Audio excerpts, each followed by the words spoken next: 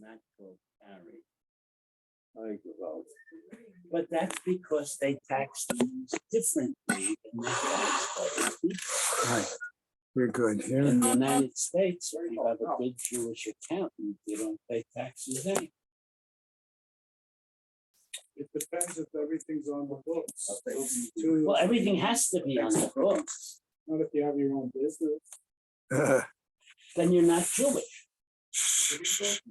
It's called Geneva. If you don't pay all your taxes, it's Geneva. It's usher. It's one of the That's right. commandments under.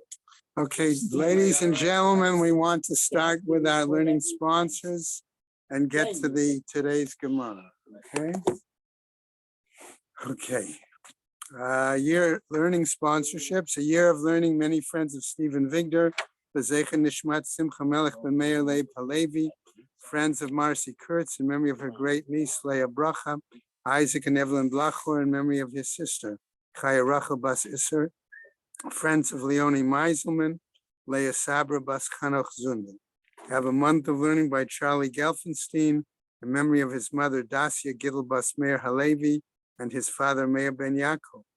Chaim and Phyllis Reese in memory of his father Mordechai Ben Yom Tov Lipa. Isaac and Evelyn Blachor in memory of his mother Zissel Bat Chaim Yitzchak. The friends of Milton Meller in honor of his second bar mitzvah. A week of learning by Susan Fruchter Kramer in memory of her late husband, Rav Shmuel Aaron ben Ephraim Fischel, by Shoshana Berger in memory of her father, Tzvi ben Shraga Dov HaKohen. And that is it for today. Okay. So,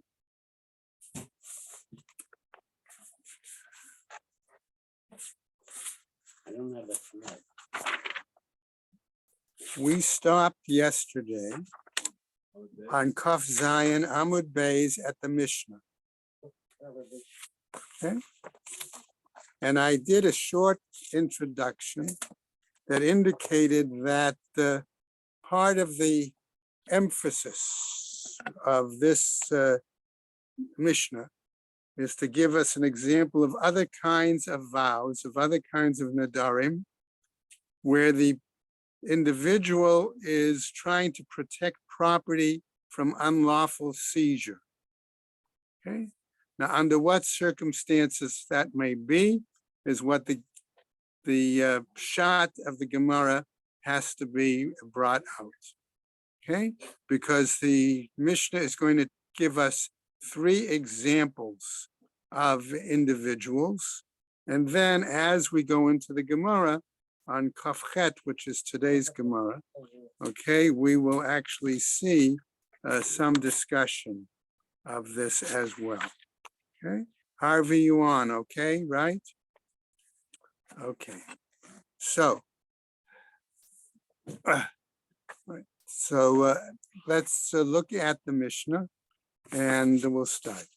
Okay, Nodrim laharagin ulacharamin ulamuchsin shehi truma afa pi she'eno truma. Okay, one may make this kind of vow, right? And it's not considered like any of the other 4 varieties that we've seen, whether it's the exaggerated Havai, whether it's the unseen. Although in theory, It's similar. that's right, Ruvain. It's somewhat similar, that we might argue that it's similar to Nidre Onsin, because you're making it deal, because when we talked about Onsin, remember, it was circumstances beyond your control. And in a sense, okay, that may be a question that we're going to have to ask you. If you can't get there, even though you swore you'd go to lunch, you're not culpable. These shvuas, the distinction is these shvuas, or not according to Shammai, in the Durham only, are not accurate. The statement is inaccurate. Nevertheless, it's chol. That's the difference. The others you have to ask the shaila, or you don't have to ask the shaila. These, to be matter, you'd have to ask the shaila, and they would probably tell you keep the net. Okay. That's why the All right. Gemara suggests do it for, say, it's on for the next hour. Or for the Okay, next right, day. all right, we'll get to that. But the implication clearly is one could argue that these are like in this, and that's why it maybe follows in the order of the Gemara after Nidre Onsin. Okay, but there are, because there's here too, you might argue that this is circumstances beyond the control of the person. What kind of circumstances? Number one, Nodrin Lahargin. Okay, this seems to be Jewish gangsters, murderers. Okay, all right. They in any case, who are trying to threaten the individual, give me your land or give me something. And they spell out, okay, to the individual, okay, into something about what the content of the vow should be. Okay, What is an example? a Jewish gangster. Your money or your life. Who's making the vow? Okay, The victim. the person who is being Victimized.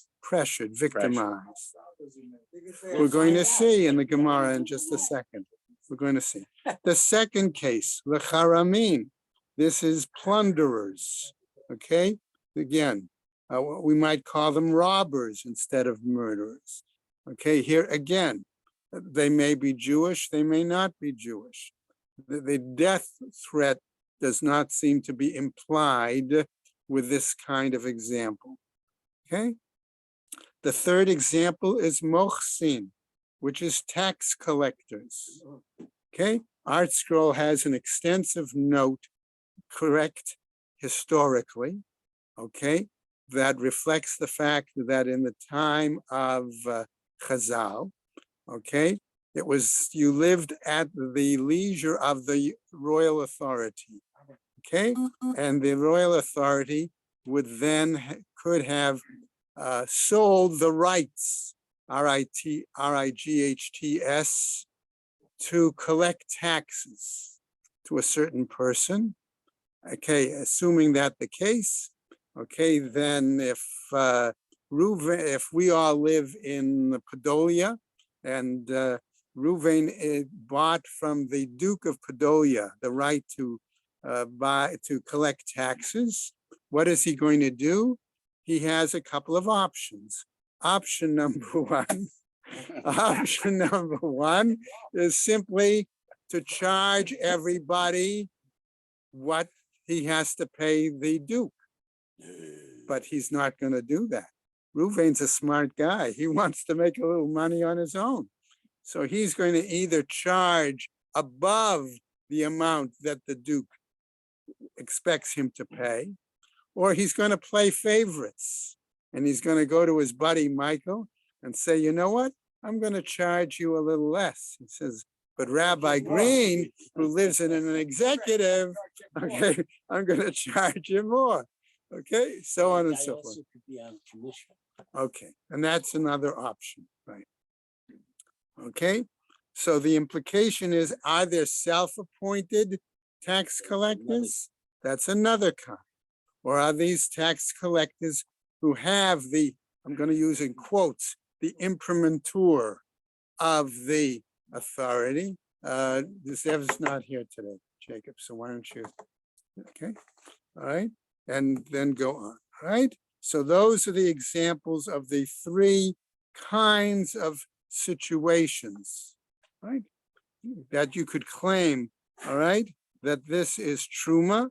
Now, by implication, the situation is, if you claim it's truma and tell it to Reuven, the tax collector, he's got to know what truma is, and he's got to know that. Okay, and he's got to, even if he's a Gentile, but he's got to know that that's really only valid for Kohanim. And it's not yours. Okay, it's not really yours, number one. Number two, since there's only a small demand, the price isn't very worth much. Okay, so again, those are issues, right? So it's truma, even though it's not truma. Second case, shel beit hamelech, afal pi she'enan shel beit hamelech. That property, really, you're more like a sharecropper, okay, or a worker. and that item is belongs to the king. And you don't want to mess with the king or the royal authority. Okay? We're on Kaf Zion Amud Beis. Okay, towards the bottom, right?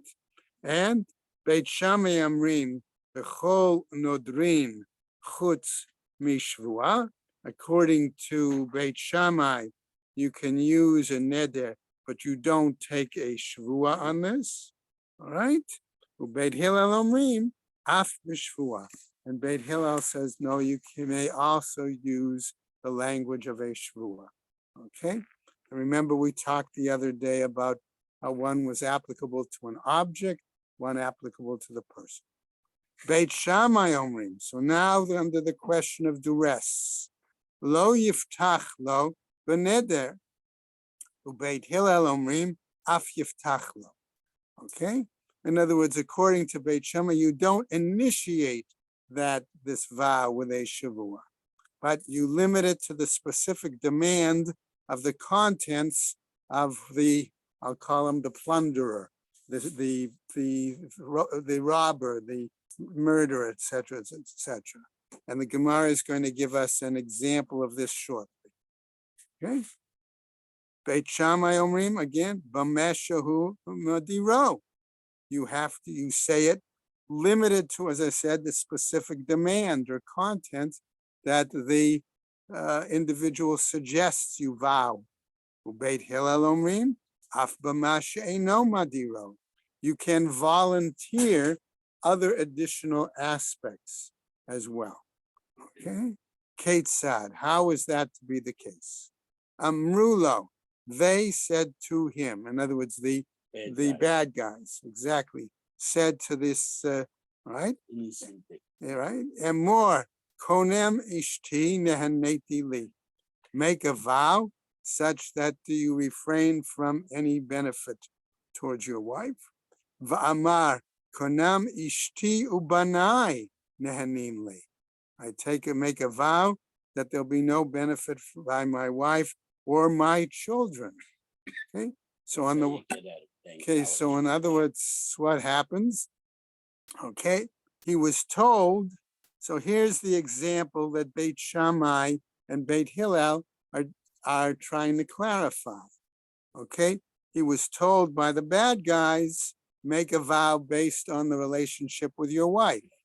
Okay, he goes ahead and makes a vow, declining benefit both regarding his wife and his children. So he's voluntarily added something to that.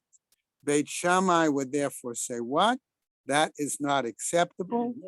Okay. Okay, wait. It's not acceptable in the sense that to say it, you're going to be exempt from it, and therefore that is going to be a valid vow. And you will be forbidden benefit both from the wife and the children. No, okay, because we're going to get to that in a second. Okay, okay. Wait, hold on, guys. All right, so what happens? Okay, so what happens? Beit Shammai would say Ishto muteret ubanav asurim. Okay, in that situation, okay, because they don't hold like Rabbi Akiva, who said, remember that you exempt for part, you exempt for all. Okay, Beit Hillel Omer elu ve'elu mutarim. Beit Hillel says, no, in that situation, both the wife and the children may benefit because, okay, they hold like Rabbi Akiva that exemption from one part exempts all. Okay, now let's go to our Gemara. Does go along with that? What? Beit Shammai and Beit Shammai doesn't go along. Hillel does. That's Beit Hillel. Okay, all right. V'ha'amar Shmuel. Okay, but Shmuel says, wait a second. You among the list of the three bad guys, so to speak, we refer to as the tax collector. And if the tax collector, Mr. Ruvain here, got the authority of the Duke of Podolia, okay, how can you go against that? Don't we have another rule that says Dina de Malchuta Dina. And that generally applies to financial issues in particular. Okay, And a minute. all right. So how can you take a neder in that situation? Amar Rav Chinana, Amar Rav Kahana, Amar Shmuel, in the name of Shmuel again. B'moches she'ein lo kitzva. We're talking about a situation where the tax collector does not set a limit, a defined amount. Okay? He gets as much as he can. Okay, in other words, his implication is he's looking not only to fulfill what the Duke of Podolia wants, but Reuven wants to make a little side money as well. Okay? Now, another explanation. The Bei Rabbi Yanai Amar, b'moches ha'omed me'elav. Okay, it gives an alternative explanation. We're talking about a tax collector who established it for himself. In other words, he made himself the collector. Okay, and comes up to poor Jacob here and says, when you had your furniture business, you want the store to remain standing and not get burnt down, etc. Okay, all right, let's go on. Second part, Shehein shel Beit HaMelech. What about the fact if he makes his neder, claiming, says the Mishnah, that it belongs to the king, v'yafal pi she'einan shel Beit HaMelech, but it's not part of the king. Hechi nadar, how is it possible that he'll make a vow under these circumstances? Amar Rav Amram, Amar Rav, in the name of Rav, ba'omer yesru perot ha'olam alai im enan shel Beit HaMelech. Okay, that he makes his vow that all of the produce, the fruit, will be forbidden for me So I'll eat nothing. eternally almost. Okay, if it belongs to the king. If it's not belong, unless it belongs to the king. Okay, so what happens? Okay, again, remember, notice now the Gemara tells us, Kevan da'amar yesru, since he said it forbids all fruits forever. It's true, ale kol pirei almond. Okay, he would therefore be forbidden any fruit ad olam, forever, clearly.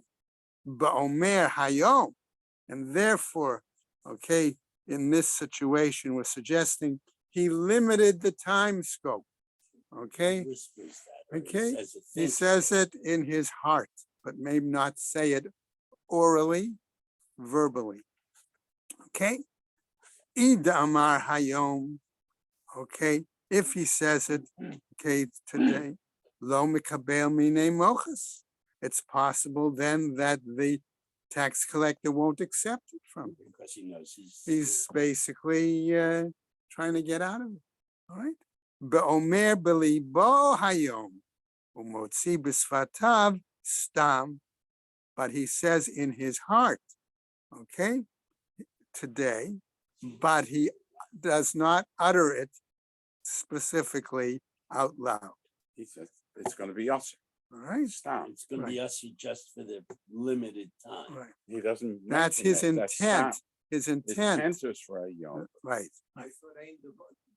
Ah, We're going to get to that exactly, Mel. Very good, Mel. That the fact that we're going to see the Gemara is going to raise that question on that suggestion. Excellent point that you raised. Baruch shekivanta. The afal gav, the sviralan, even though we are of the opinion, as Mel just pointed out to us, dvarim shebalev inan dvarim legabe onsin. Okay, that's items that have been merely thought or privately maintained, okay, does not have an implication, okay, on things that are forbidden. Shani, in this case, it is different, okay?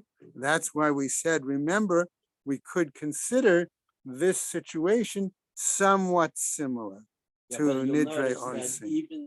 even though you're lying, and even though you're under coercion, The vow is a valid It vow. would be- That's why you have to limit it. It would be a valid vow, right? When I say plain matter, after you say it, If you say that to the bad guy, he's gonna chop off your I head. don't know what you're talking Oh, No, we they don't do. know. They You know don't. all the halachas. Well, remember, some of these They're bad Jewish. guys were Yidden also. about. Okay. Too smart for their own They good. keep 612 mitzvahs. Ah. The man's his parnus is he's a ganef. Doesn't make him a bad person. Oh no. Beit Shammai Omer b'chol v'chulei. Beit Shammai Omrim b'mesh shahu medaro, u'Beit Hillel Omer af b'she'eno madiro. Okay, so we now cited the next part of the Mishnah, where we talked about the fact where about initiating how to initiate the vow, or to what degree the specific demand in the vow. Okay, Ketzad, how is that the case? Amarlo, he says to him, Konam ishti nehanetli, okay, making the vow no benefit from the wife. Va'amar konam ishti ubanai nehanim li, okay, but he made his vow and included voluntarily additional. Beit Shammai Omer ishto muteret ubanav asurin.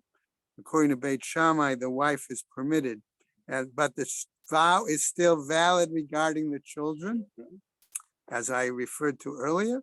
Beit Hillel Omrim elu ve'elu mutarim, and Beit Hillel says no, both are permitted, because again we said Beit Hillel holds like Rabbi Akiva. Part of the exemption applies to all. Okay, notice, by the way, there is really no extensive Gemara. All it does is really cite the Mishnah again.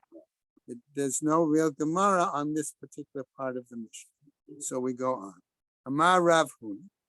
Says Rav Huna, Tana Beit Shammai Omrim, it was taught according to Beit Shammai, Lo yiftach lo b'shvua, that he should not begin with a clear oath. Right? Beit Hillel Omer, says Beit Hillel, Af yiftach lo b'shvua, that he may begin with an oath aside from a neder. Okay? Leveit Shammai, according to Beit Shammai, b'shvuahu de lo yiftach lo. Okay? The fact that Beit Shammai clearly defines that one cannot begin with a shavua implies ha b'neder yiftach lo, that therefore one may begin with a oath to prove Without being with a asked neder. to. Okay, without the stimulus to do so. Vahatnan, but aren't we taught elsewhere in another case, in another Mishnah? Beit Shammai Omrim, says Beit Shammai, lo yiftach lo beneder. Okay, that elsewhere they say one doesn't start, It's on okay, with the neder. Okay, v'tu, and first, so already we see a theoretical contradiction in Beit Shammai. Okay, v'tu, and furthermore, miftach hu de lo yiftach lo b'shvuah. Okay, that we're saying beginning, okay, opens with a shvuah. Ha midar nadar b'shvuah. But when he makes the neder, he may make the neder with a shvuah. Okay? In other words, if the robber demands an oath, he can do so. Vahatnan. But again, aren't we taught elsewhere? Beit Shammai Omer b'chol nodrin chutz mi shvuah. That again, Beit Shammai we find says that one may make a neder, but not to include it in the language of a shvuah. Okay, and Tana. Okay, and now we're going to see so far that we've got two contradictions. Okay, Tana matnitin beneder lahodiacha kochan de Beit Shammai. So our two contradictions are between our Mishnah and this Braita. Okay, and what do we say? Tana matnitin, when they taught our Mishnah, beneder lahodiacha kochan to Beit Shammai. It's to come to teach us the strength of Beit Shammai's position. Okay, Tana Braita b'shvuah, and the fact that our Braita says that one could begin with a shavua, an oath, as opposed to simply a neder. Lahodiacha kochan de Beit Hillel, to show us the strength of the position of Beit Hillel. Okay, having seen this now, I agree. yes, You're saying that if If a robber comes up to someone and says, either you swear to me or I'll kill you, you have to say, I can't swear to you? Only if you're a Beis Shammai. right? Oh, so he says, Beis Shammai, I can't swear to you. You have to- But yeah, but if you're holding a Beis Hillel, I'll be glad to swear. Okay. Gotta say. All right, you know the old joke, your money or your life?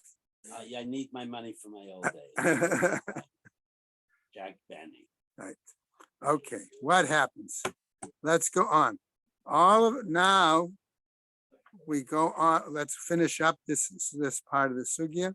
Rav Ashi Amar says, Rav Ashi Hachi Katan. This is the situation. Okay, so Rav Ashi wants to explain it He in wants to an- answer the kasha between the Bryce and our. exactly in another way.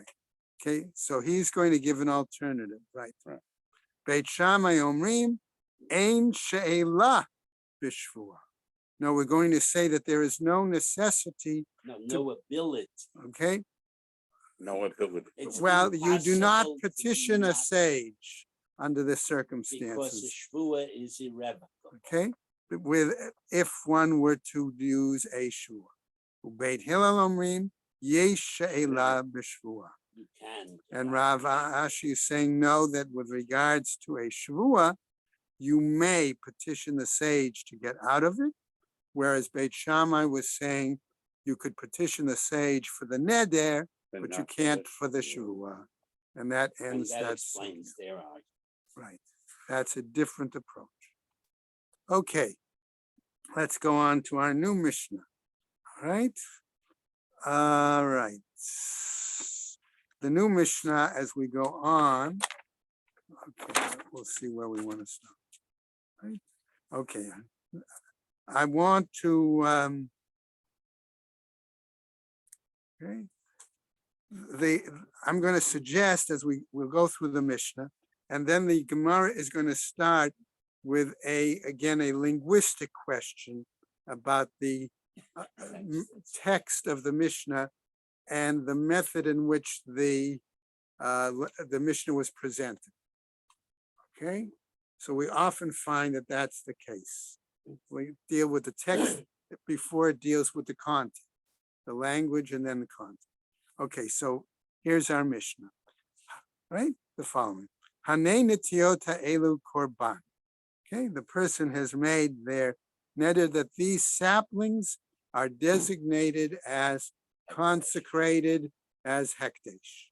Okay, im einan niksatzot, if they are not felled. Okay, that's the language I'm going to use. Well, felled. I want to use that word for a particular reason. You'll see why shortly. Okay, talit zo korban. This talis, cloak, garment, okay, is considered consecrated, hekdesh, sacred. Im einan nisrefet, if it doesn't become burnt. Yesh lahen pidyon. Then in those situations, there is the opportunity to redeem the item from that hekdesh status. Okay? Mishnah continues. Harei nitiota elu korban ad sheyiktzetsu. That these saplings are considered hekdesh, korban, consecrated, until they are felled or chopped down. Okay, talit zo korban. This talis, cloak, garment is considered consecrated, hekdesh, ad shetisaref, until it gets burnt. Okay, what happens there? Says the Gemara as we go over. Ein lehem, says the Mishnah, pidyon. There is no redemption for those items. You can't redeem it, remove it from the status of hekdesh. Okay. Now, what's the difference in the language quickly of the Mishnah? Okay. All right. It seemed to me that initially the first part, the Resha of the Mishnah, was talking and the person was making it, okay, towards the future. The second part of the Mishnah seemed to be making that vow. So in other words, their status of hekdesh would be future oriented. The status of hekdesh in the Sefer, the end part of the Mishnah, is now, from that point, present. Okay, let's see what the Gemara wants to tell us. Okay, so the Gemara, as I said, starts off with a discussion of language and raises the question, as we're on Amud Beis, Velitne, so why doesn't the Mishnah teach Kedushot? Ve'ein Kedushot. Why does it use such fancy language as this one can be redeemed, this one can't be redeemed, or vice versa, this one can't be redeemed, this one can. Why doesn't it simply say outright, okay, these are sanctified and these aren't sanctified?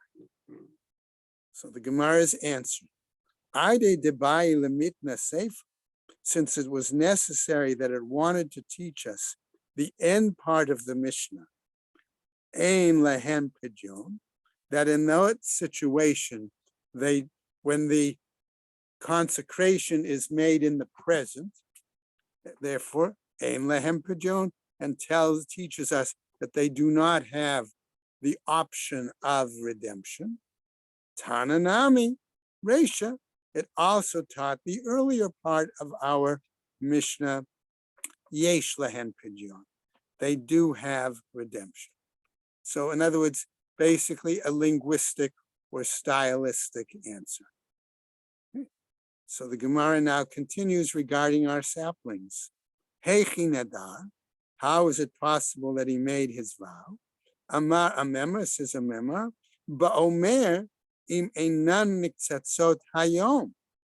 It's when he says, if these saplings aren't felled today, va'avar hayom, and the day passed, v'lo niktatzu, and they were not felled. Okay. Im kain, lamali lamema. If that's the case, asks the Gemara, why did he have to say that? Pshita, isn't it obvious that if they weren't felled, okay, right, that they would be hekdesh? So why say it? Lo tzricha. No, it was necessary to tell us that. Why? Kigon de ika zika nafisha. Because on the day when he made the vow, there was a very great or strong wind. Okay, hurricane, whatever, tornado, whatever. But the implication is, okay, as an aside, he thought that the wind that was the gonna blow wind it would knock anyway, down the so- trees. Right. Since the trees survived, therefore he's making these saplings hekdesh. That's the implication, because we said that's future oriented. Okay. Now, what happens? Right. The vow is on the saplings. And if it was a strong wind and the wind didn't blow down the saplings survived, the person's vow is therefore these saplings are going to be hekdesh. Okay, and the result is they're hekdesh. No. So that's what, in other words, he was saying it the day that the strong wind was blowing. Okay, so that the vow doesn't apply just for the one day. Okay, that's it. It applies, right? Vahakatani la gabe talit. But wait a second, says our Gemara. Here also to show that future-oriented orientation of hekdesh in terms of the, I'm going to put in quotes, the survival of the item. We come in, then our Mishnah went ahead and taught the example of the cloak, the talis. V'talit l'sreifa kaima, and you're going to say that a talis or a cloak or something like that regarding fire exists beyond that. It's going to always survive a fire. That's not the case. There isn't the exact parallel. And this, that's the Gemara. Kigon de ika dlika. We're saying in a situation where there was a fire, right? And then he All right. knew it was gonna- he thought it Hachanami, was gonna be burned. right. The Ika Zika Nafisha. So here too, we're going to say that this talus was saved from the fire and was consecrated, just like the parallel of the fact that the saplings were saved from the strong wind, and therefore they too were consecrated. Okay, so that's the parallel, and therefore that's a result, okay, of our situation. V'salkadatcha, and are you going of the opinion here? Demasik adate, delo mitnatzlin, umishum hachi kanada? And is it your opinion that maybe the person had in mind that these items may not have been saved, or are incapable of being saved, and therefore that's the reason that he made the neder? Kamash Malan comes to teach us that's not the case. Are we also talking about redeeming it? How do you redeem something that's on a tree that hasn't fallen down? Okay. In other words, No, redeeming he's it, going to, you say, he dedicated these saplings. So when he may not be talking about trees that are fruit producing, he may be talking about trees for the sake of the wood. And he was dedicating that wood to be able to be for the Beis Hamikdash, to use as wood for kabbanis. But if it hasn't fallen down, how does he redeem it? He, That's what he's saying. That's the He accepts point. that. he, okay, that's the point, that's not redeemable. Okay, that those are redeemable because he could say, oh, you know what? I'll give something else to the gizbar of the Beit Hamikdash to get that wood back. Why? Because I need it to make an addition to my house, because my son is getting married or whatever. So- Substitute something. Exactly. Okay, that would be, or he could actually either substitute an object or pay or actual monies. Okay. Okay, let's go on now. All right, our next part. Harei hanitiot elu korban v'chule. So the Gemara asks almost Heshi your question. Ule olam. Are we going to say that these saplings forever they're going to be consecrated? Amar Bar Pada, says Bar Pada. The Art Scroll has a comment who Bar Pada is in relation to other Chachamim. Pad'an chozrot v'kodshot. It's possible that he could redeem them and then come back and consecrate them again. Padan chozrot v'kidshot. Again, redeem them and come back and consecrate them again. Right? Ad sheiktzitzu, until they are felled, till chopped down. Niktzitzu, once they have been chopped down, podan pam echat udio, he can redeem them once, and then that's sufficient. However, Ula is going to tell us, Va'ula amar, says Uba, kevan sheniktzatzu shuv ein podin. Once they have been chopped down, okay, it is no longer necessary to redeem them. Okay, that's how Ula reinterpreted. Okay, well, once they're chopped, in the first case, he made the vow, in other words, until they are chopped down, they're consecrated. Once they're chopped down, Gemarnim, it's done. Okay, right? Okay, so we'll stop there and we'll pick up tomorrow with, okay, with the rest of this sugya. Okay. They say from the time, Thank you very much, Rabbi Green. they once asked the Jewish Goslin, Yeah. do you believe in the Rabbanim? Yeah. I said, sure. I said, Shema